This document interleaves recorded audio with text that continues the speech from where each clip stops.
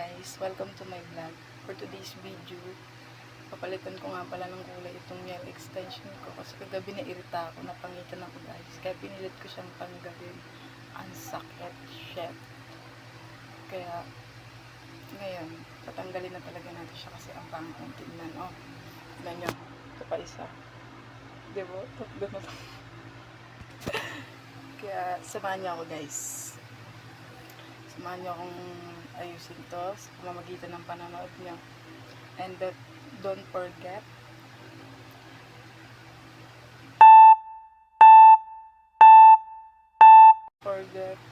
like and share and follow.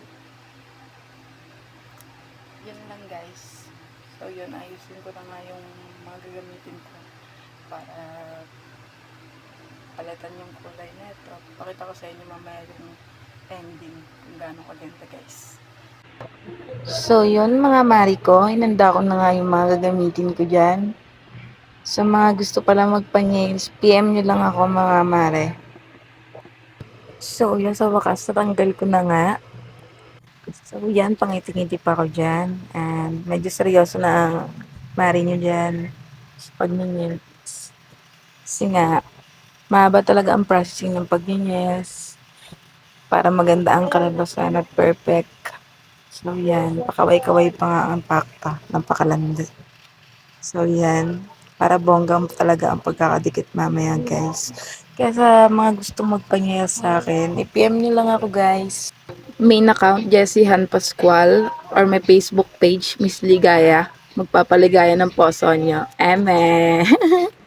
Ayan na nga mga mari ko, madikit ko na nga. Kaya tignan nyo naman kung gaano katibay yan. O, 'di ba? Perfect.